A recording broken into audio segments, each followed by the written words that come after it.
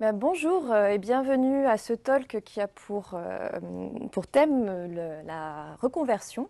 Donc, composition de musique de film à développement web, un écart pas si grand. Donc moi c'est Daisy Aveline, je suis développeuse web full stack C# Angular, également compositrice de musique à l'image et à mes heures perdues scénariste et réalisatrice.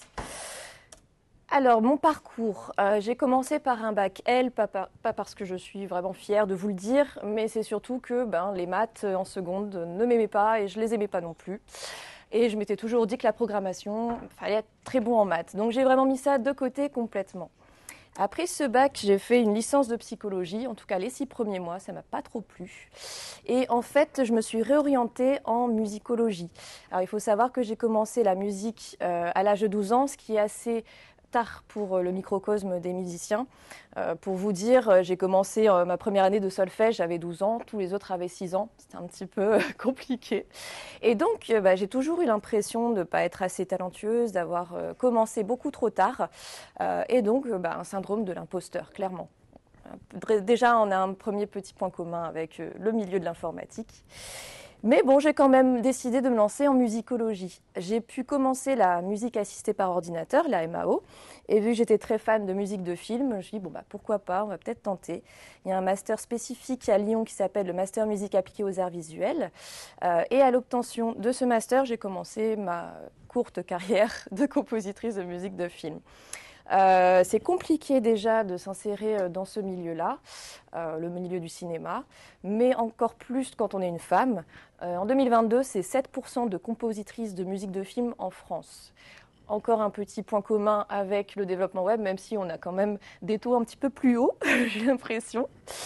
Et ce qui s'est passé, c'est que il y a eu le Covid, donc le milieu de l'art et de la culture a été durement touché. Je me suis dit que j'avais pas envie de faire des jobs alimentaires toute ma vie, donc je me suis dit il faudrait quand même penser à se reconvertir, mais en quoi? J'ai eu un premier mail de Pôle Emploi qui me proposait de devenir développeuse web. Donc je me suis dit non, j'aime pas du tout les maths, je suis très très mauvaise, mais bon, on va quand même tester. Et puis finalement, ça s'est très bien passé. Je me suis rendu compte que c'était vraiment un cliché. Et donc, depuis octobre 2021, j'ai commencé mon CDI de développeuse web en tant qu'alternante dans mon entreprise actuelle. Alors, C# en développement web, ça ressemble à ça. Mais en tant que compositrice de musique, ça ressemblait à ça. En fait, le C#, C, c'est Do dans la notation anglaise. Sharp, donc c'est dièse.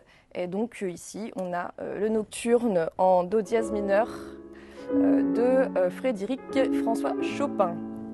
Et on a la musique. Voilà, pour moi, ça, c'était C#. Alors, désolée pour la coupure abrupte. Donc je vais vous parler de la tonalité. Je ne vais pas vous faire un cours de solfège. Peut-être aussi qu'il y a des musiciens. Alors je sais qu'il y en a un, ça c'est sûr. Donc peut-être que vous allez retrouver des banalités. Mais je vais essayer quand même pour les non-initiés de donner quelques petites pistes parce que ça va nous servir derrière pour faire les comparaisons avec le développement web. Donc vous voyez ici des touches de piano. Donc hop, c'est Do, Ré, Mi, Fa, Sol, La, Si, Do. La tonalité, c'est un système musical fondé sur la disposition des tons et demi-tons dans la gamme.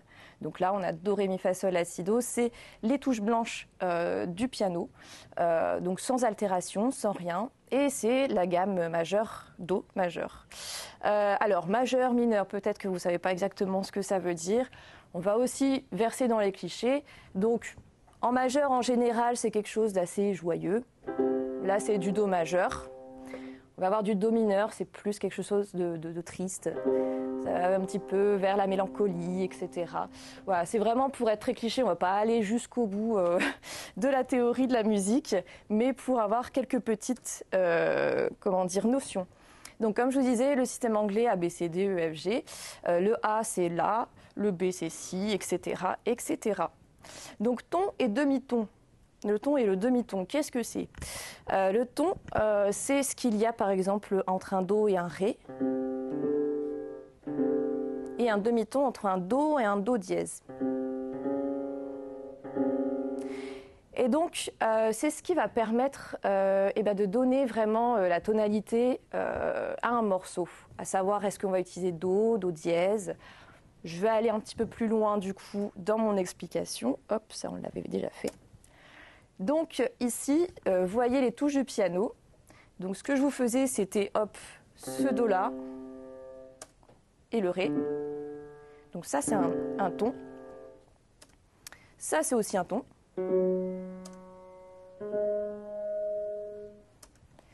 Et par contre ça c'est un demi-ton entre le do et le do dièse. Ou encore entre le mi et le fa. Donc en fait finalement entre chaque touche, qu'elle soit noire ou blanche, c'est un demi-ton. Voilà. Alors du coup on revient à notre petit C dièse mineur de Chopin. Et bien en fait c'est 4 dièses à la clé, fa, do, sol, ré. On a aussi le do dièse majeur, donc qui lui a 7 dièses à la clé. En général en tant que musicien on voit ça, on a envie de pleurer. Maintenant que je vous ai fait un petit topo sur la théorie de la musique, on va essayer d'aller un petit peu plus loin, j'espère que je ne vous ai pas perdu. Donc les points communs théoriques et techniques, syntaxe, langage, fonction, écriture, il y a un champ lexical commun, mais pas seulement. Alors le langage, parce qu'on a le langage musical, on a le langage informatique. Le langage, c'est une façon de s'exprimer, de communiquer.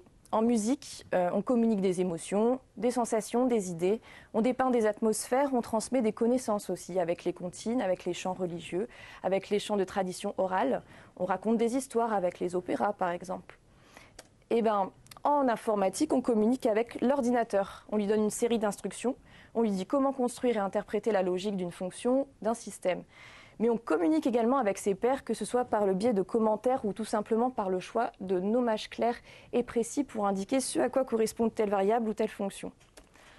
En fait, l'ordinateur, il interprète le code et le musicien interprète la partition. Alors, en musique aussi, on a l'anglais. Donc l'anglais, c'est pour le code, c'est le langage qui est vraiment utilisé, la langue qui est utilisée pour le code. Et ben en musique, c'est l'italien. On va avoir les indications de tempo, des battements par minute. Donc par exemple, on a l'adagio, on va aussi avoir l'allegro. Donc allegro, c'est plutôt joyeux, allant, c'est 112 à 160 battements par minute.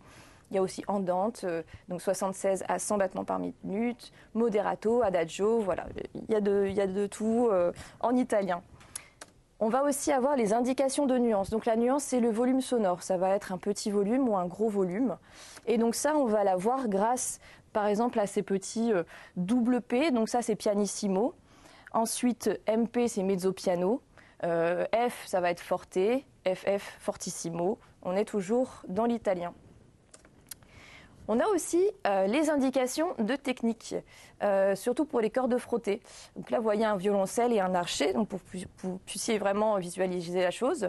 Donc on a par exemple pizzicato. Donc les pizzicati, c'est ce qu'on fait en utilisant non pas l'archet, mais les doigts en pinçant la corde. Donc arco, c'est quand il faut reprendre l'archet pour vraiment frotter sur la corde. Spiccato, pour que le musicien fasse légèrement rebondir l'archet sur la corde. Ou colleino, on peut aussi jouer avec le bois de l'archet. Alors, une des premières comparaisons que je peux faire, c'est entre les armures et les librairies. Qu'est-ce qu'une armure? Alors déjà, au début de la portée, on a une clé. La clé de sol ou la clé de fa. C'est ce qui va dire finalement la première ligne, ça va être un mi, ou la première ligne, ça va être un sol. Donc là, on reprend notre petite partition du nocturne et l'armure, elle est juste là. Donc vous voyez la clé de sol. Donc finalement, la deuxième ligne en partant du bas, ça va être sol. Et on a nos petits dièses, du coup, qui constituent la tonalité de notre morceau. Donc c'est vraiment l'armure qui va donner cette tonalité. C'est des altérations. Donc plutôt que d'avoir un do, il va gagner un demi-ton et ça devient un do dièse. Et finalement, toutes ces altérations vont vraiment donner la tonalité de tout le morceau. Jusqu'aussi où il y a un changement d'armure, ça peut arriver. Donc do dièse mineur ou C sharp mineur pour le nocturne. Et ben c'est un peu comme une librairie finalement. En musique, ça donne la tonalité, la façon de lire les notes. Et en développement web, c'est les outils qu'on va pouvoir utiliser dans notre fichier qui va importer les modèles, les interfaces, les fonctions qu'on va utiliser dans le code. c'est un peu comme on chargeait, c'est comme si on chargeait finalement notre portée avec tout ce dont on a besoin pour lire les notes. Finalement, en code, on va charger ces librairies pour savoir comment on va lire ce code. Hop. Et donc, du coup, c'est aussi en MAO, donc en musique assistée par ordinateur, on va aussi vraiment utiliser des librairies pour savoir quel instrument virtuel on va utiliser. Là, par exemple, pour ce petit piano, j'ai chargé un petit ragtime piano. C'est une librairie que j'utilise aussi. Je vous propose un petit blind test. Alors, je ne sais pas s'il y a des musiciens dans la salle. Je vous ai mis d'abord la partition. Julien, il avait tout de suite trouvé en regardant juste la partition. Mais bon, je vais quand même vous laisser la petite musique pour voir. Alors, est-ce que quelqu'un a trouvé? La marche impériale. Alors, pour vous montrer du coup, ça c'est la partition de la marche impériale, avec tous les instruments. C'est assez massif. Hop, voilà, pardon, j'ai encore arrêté. Donc oui, par rapport aux partitions, pourquoi je vous ai montré cette énorme partition? Je me suis aussi rendu compte d'une chose en commun entre le code et la musique, et que j'ai juste vu dans un article il n'y a pas longtemps, les orchestrateurs. Donc, on a des orchestrateurs en musique et puis aussi en code. En musique, comment ça se traduit? C'est le compositeur va composer la mélodie et les accords de base. L'orchestrateur, lui, va vraiment adapter cette musique pour tous les pupitres, donc tous les musiciens qui vont la jouer. Et donc, en code, c'est vrai que je ne suis pas encore très DevOps, etc. Mais j'ai compris que c'était une manière d'organiser finalement la façon dont on déploie les systèmes, etc. etc. Peut-être que j'ai des bêtises, mais voilà. On a aussi les règles d'écriture. Donc on a des règles d'écriture en code et puis en musique. Moi, l'écriture musicale, je l'ai appris directement sur une partition, sans pouvoir en écouter le résultat grâce à la MAO, donc musique assistée par ordinateur. C'est un peu comme écrire son code dans un fichier texte à l'ancienne, sans erreur soulignée, sans compiler, sans voir le résultat dans le navigateur. Mais bon, moi j'aime jouer directement avec les timbres, donc pas le timbre poste, mais le timbre d'un instrument. Donc c'est vraiment le son, tout ce qui le constitue. Et donc, je commence directement en utilisant les instruments virtuels. Mais quand on écrit selon le langage utilisé, l'époque et les règles, ce n'est pas les mêmes choses. Chaque courant a sa propre syntaxe. Par exemple, en harmonie dite classique, il faut éviter d'écrire des quintes. Donc, quinte, ça va être entre le Do et le Sol. Des quintes parallèles. Parce que c'est considéré comme étant quelque chose de trop plat, finalement. C'est pas interdit, mais c'est pas une bonne pratique. On va aussi avoir le triton. Donc le triton, c'est pas le petit animal. Le triton qui va finalement être un intervalle un petit peu, dissonant. Hop, si je me trompe pas. Voilà. Et en musique classique, c'est vraiment évité. Par contre, dans le jazz, par exemple, c'est ce qui constitue vraiment le jazz, c'est jouer avec ces dissonances.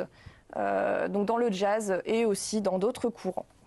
Ensuite, on a par exemple aussi le dodécaphonisme. C'est imaginé par le compositeur autrichien Schoenberg dans les années 1920 et ça doit respecter un certain nombre de règles.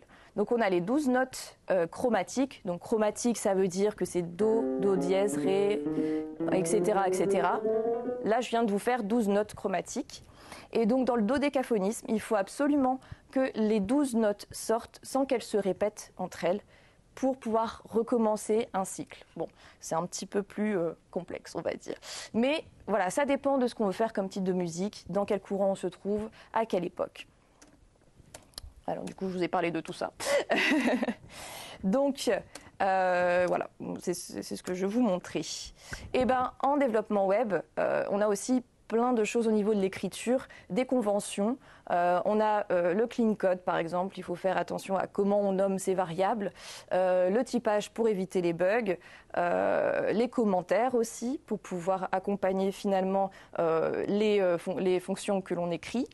On a aussi du coup finalement différents courants et différents types de programmation, par exemple programmation orientée objet, programmation fonctionnelle, et ça va pas être la même manière d'écrire le code pour ça.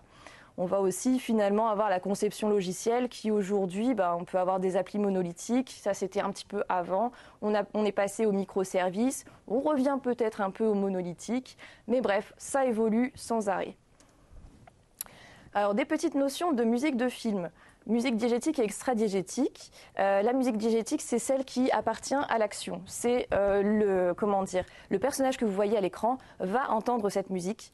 Par exemple, il va à un concert, il entend la musique et vous l'entendez aussi, c'est de la musique diégétique. Extra-diégétique, c'est celle qui accompagne l'action que le protagonisme n'entend pas, mais que vous entendez.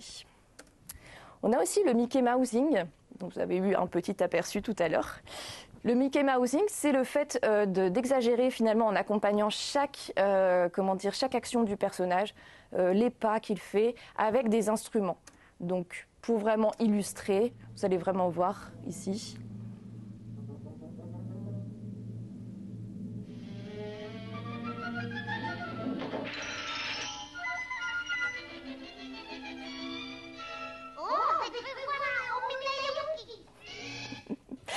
Et donc le Mickey Mousing, moi le petit parallèle que je fais avec le code, c'est un peu, donc on exagère la musique, on exagère les choses pour donner un côté un peu burlesque, très rigolo, voire ridicule. Ça me fait penser un peu aux commentaires, par exemple, le propriété label, commentaire label. Bon, est-ce qu'on en a besoin? Je suis pas sûre. On a aussi des décalages musique-image, une musique très drôle sur une action qui est très triste ou inversement. Et puis l'anachronisme aussi, par exemple Moulin Rouge de Baz Luhrmann qui utilise des musiques de Nirvana ou de Queen alors que c'est une action qui se passe en 1920. Ça dépend vraiment du type de film et de ce qu'on veut faire passer. Alors, la deuxième partie des points communs que j'ai vus entre la musique et le code, c'est finalement l'agilité. La méthode de travail collaborative en développement et en composition de musique de film. Finalement, elle se retrouve beaucoup. Dans la formation de reconversion, quand notre formateur est arrivé sur le sujet agile, je me suis rendu compte que j'appliquais exactement la même chose dans mon métier de compositrice de musique de film. En fait, en composition de musique de film, on va avoir la demande du réalisateur, du producteur. Il va dire, voilà, moi j'ai besoin d'une musique pour accompagner mon film, et donc est-ce que tu peux la produire, est-ce que tu peux l'écrire? Donc c'est le réalisateur qui va donner les indications, qui va dire je veux une musique plus comme ci, plus comme ça. En développement web, on a la demande du client. Le client, il veut son application, il va dire moi je veux faciliter mes process, je veux faire en sorte de gagner en productivité, etc., etc.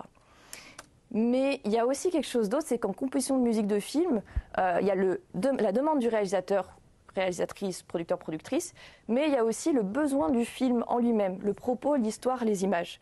Parce que parfois, le réalisateur ou la réalisatrice n'est pas musicien ou musicienne, donc va avoir des envies qui vont aller à l'encontre du besoin du film. Il va demander une musique très lancinante, très triste, qui va accompagner quelque chose où il veut que le spectateur se mette à pleurer, et en fait ça va être trop appuyé, ça va rendre la chose ridicule. Donc là c'est aussi à nous de pouvoir dire, là il faut mieux aller dans la nuance. En développement web, il y a le besoin métier finalement qui parfois peut être un petit peu à rebours de la demande du client. Lui, il n'est pas développeur ou développeuse, donc il va peut-être pas voir les écueils, il va peut-être pas voir que telle fonctionnalité, telle feature n'est pas forcément soit importante, soit elle va faire en sorte que les utilisateurs et utilisatrices ne vont pas finalement aller vers ce produit. Donc c'est un peu la même chose en composition de musique de film. Alors du coup, pour pallier à ça, il y a les maquettes. En composition de musique de film, ça existe. Les maquettes, parce qu'on ne va pas composer un long métrage de A à Z et enregistrer les musiciens pour ensuite faire écouter l'intégralité au réalisateur ou à la réalisatrice. Parce que si on fait ça, si ça ne lui plaît pas, on peut un peu difficilement changer la musique qui a déjà été enregistrée. Donc comme dans le développement web où les maquettes finalement vont servir à préciser le besoin, à éviter qu'on aille dans des endroits où le produit ne sera pas forcément utilisé parce que mal conçu. Les échanges réguliers, donc comme je disais, on n'enregistre pas la musique tout d'un coup et on ne livre pas ça tout d'un coup. On va découper le film en plusieurs séquences, plusieurs scènes. Et donc on va faire la maquette avec des instruments virtuels, le faire écouter au réalisateur ou réalisatrice. Et petit à petit, il va valider chaque étape, chaque musique, donner aussi ses indications, donner les corrections qu'il veut. En développement web aussi, il y a les échanges réguliers où du coup, il faut absolument qu'on puisse avoir un rapport avec le client pour qu'il puisse valider chaque étape, chaque feature. Donc c'est donc la livraison continue dans les deux sens, finalement. Alors après, chaque musicien, compositeur, compositrice, réalisateur, réalisatrice a aussi, il n'y a pas de son, c'est normal, a aussi, des relations qui sont un peu spécifiques. Par exemple, Peter Jackson et Howard Shore ici, vous voyez qui travaillent ensemble donc, sur Le Seigneur des Anneaux. On a des petites histoires assez sympas sur la façon dont travaillent les compositeurs, compositrices avec réalisateurs, réalisatrices. Et donc, par exemple, Miyazaki avec Joe Hisaishi, à chaque fois, la réalisation dure 2 à 3 ans parce que Miyazaki est quelqu'un de très pointilleux, il est très exigeant. Donc, il ne donne pas un vrai scénario à Joe Hisaishi.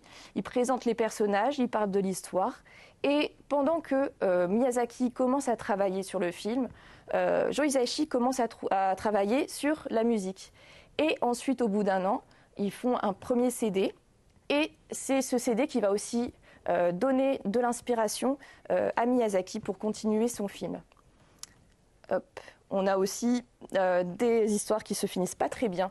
Par exemple, 2001, l'Odyssée de l'espace par Stanley Kubrick.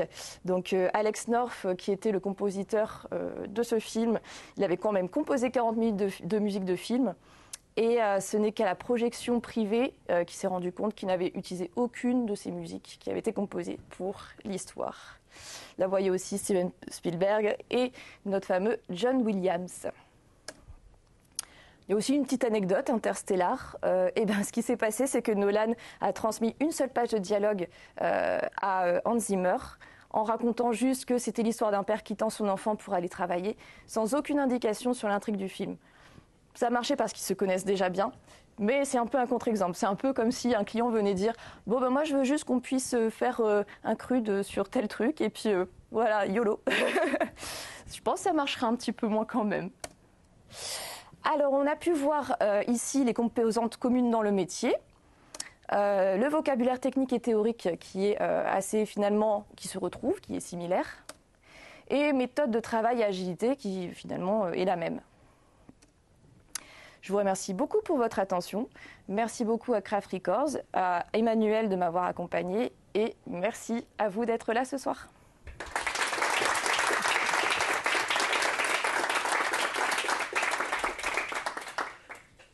Voilà. J'ai encore 2 minutes de questions si quelqu'un a des questions. Vous levez la main pour ceux qui souhaitent poser des questions. Merci.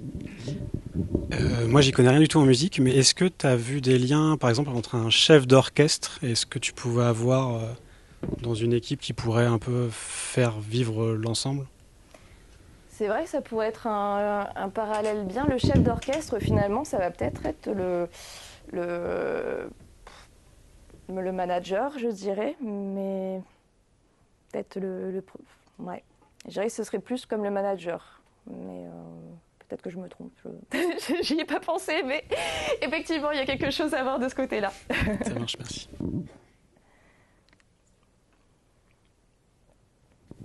Est-ce que tu travailles en musique ? Parce que moi, quand je développe, j'écoute beaucoup de musique. Qu'est-ce que j'écoute ? Est-ce que tu travailles je travaille en musique. Oui, clairement. Ça va être... parfois, je vais mettre la musique de Zelda à fond. J'ai l'impression que je vais défoncer Ganon, alors que je suis juste en train de créer une petite interface. Voilà. Ou sinon, j'écoute beaucoup, du Chilltendo, donc les musiques de Nintendo en mode musique chill, quoi. Donc voilà. Mais oui, j'aime beaucoup travailler en musique. Et c'est vrai que c'est un peu une frustration que j'avais en tant que compositrice, c'est que un peu compliqué de composer en écoutant de la musique qui n'a rien à voir.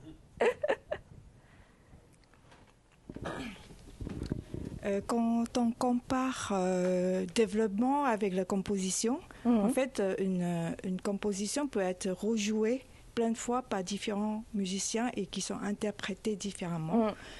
Alors qu'un logiciel qu'il est conçu, il est utilisé. Je suppose qu'il n'y a pas trop d'expression quand on utilise le logiciel. Effectivement. Après, peut-être qu'on va pouvoir plus comparer ça à un logiciel de musique assistée par ordinateur, où là, quel que soit finalement le compositeur qui est derrière, c'est exactement le même son qui va sortir, parce que ça va être une librairie d'instruments virtuels qui ont donc déjà été enregistrés. À partir du moment où, par exemple, on enregistre du MIDI, on peut moduler l'expression, la nuance, mais on va pouvoir jouer la musique autant qu'on veut, ça va faire exactement la même chose. Je pense qu'on va plutôt pouvoir faire ce parallèle du coup. Mais effectivement, quand on parle d'interprétation pure par des musiciens, le parallèle s'arrête là, oui. Merci à vous.